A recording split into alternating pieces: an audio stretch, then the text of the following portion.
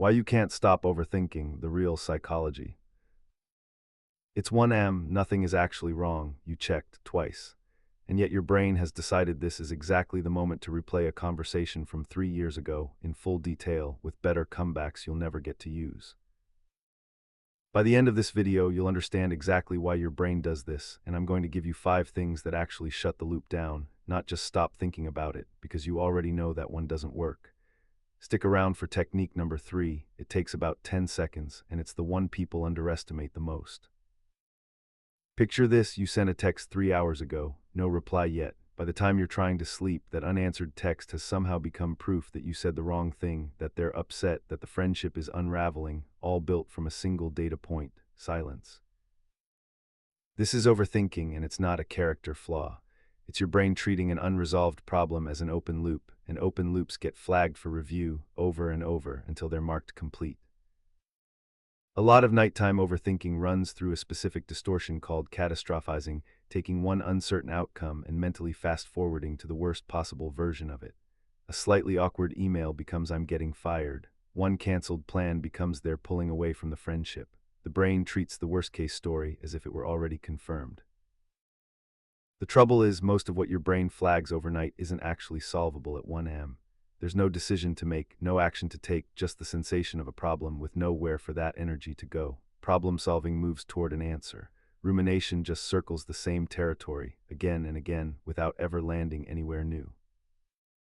Here's a simple test to tell the two apart in the moment. If thinking about it is leading toward a next action, a message to send, a decision to make tomorrow, that's productive worry. If the same thought has already looped through your head 3 or 4 times with no new information and no next step, that's rumination, and more thinking isn't going to produce a different result. Evolutionarily, this loop wasn't useless. It kept early humans alert to threats and social risks that mattered for survival. Did that group turn against me? Is danger nearby? Constant vigilance had a purpose. But your brain can't tell the difference between a predator might be near and I said something awkward in a meeting.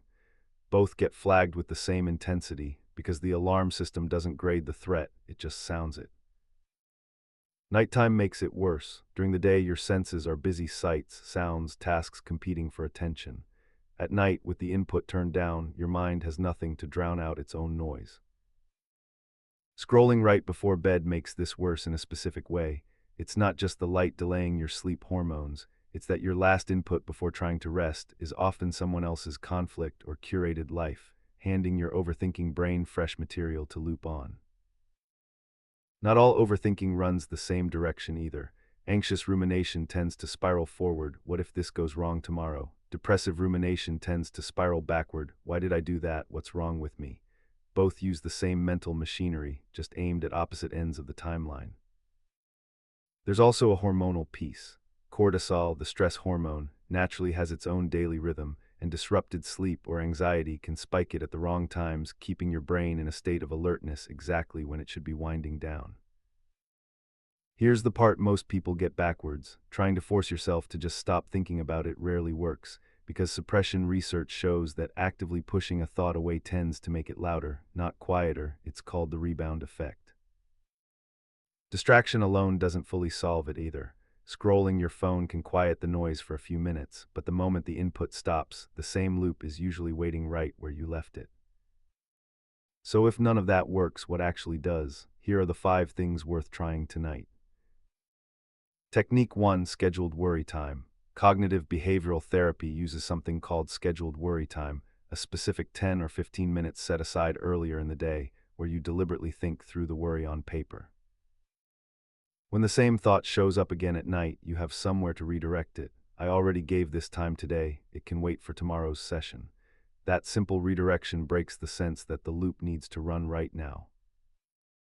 Technique 2: the brain dump. For 2 minutes, write down literally every unfinished thought running through your head. No editing, no order. You're not solving anything yet, you're just moving it out of active memory and onto paper, where your brain no longer has to keep guarding it. Writing the thought down moves it from an abstract looping feeling into a concrete, finite sentence.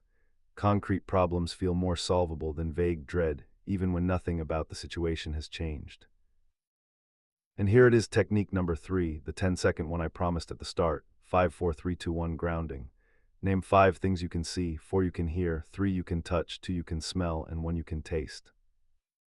It sounds almost too simple, but it works by forcing your attention onto present sensory input, which the looping, future or past-focused part of your brain simply can't compete with in the moment. Technique 4. Slow down your body. Rumination is strongly tied to physical stillness, so moving for even a few minutes can interrupt the loop. And slow, extended exhales activate your vagus nerve, which directly signals your nervous system to step down from alert mode. Technique 5. Cognitive diffusion. Instead of trying to stop the thought, you change your relationship to it. Noticing I'm having the thought that I embarrassed myself feels different from being fully inside I embarrassed myself, even though the content is identical. It also helps to notice how harshly you judge a friend for the exact thought keeping you up. Most people extend a kindness to others in that situation they never offer themselves, even though the situation, examined honestly, is identical. None of this works by making the thought vanish on command. That was never realistic. What it does is shrink how long the loop runs and how loud it gets. And it's worth saying plainly, occasional overthinking before a big day is normal, but if it's disrupting your sleep most nights for weeks, that pattern is linked to higher rates of anxiety and depression over time, worth mentioning to a doctor or therapist if it persists. This isn't rare either. Most people report lying awake overthinking at least once a week, and it spikes hardest during periods of change. A new job, a breakup, a move. Your brain treats any uncertainty spike the same way it treats an unresolved threat. There's an individual difference worth naming too. People who are already anxious during the day tend to have louder loops at night because their baseline alert system starts from a higher setting before anything even happens. One more practical angle, caffeine late in the day doesn't just delay sleep, it keeps your nervous system in the same heightened state that feeds rumination in the first place. Cutting it off after early afternoon does double duty. Think of the loop like a smoke alarm that can't tell the difference between burnt toast and a house fire. The alarm isn't broken. It just needs a person to walk over, check the kitchen, and turn it off manually. That's what these 5 techniques actually do. And if tonight is one of those nights, the 2-minute brain dump alone is worth trying before anything else on this list. It's the lowest effort, and for most people, the fastest relief. None of these techniques require you to become a different kind of thinker.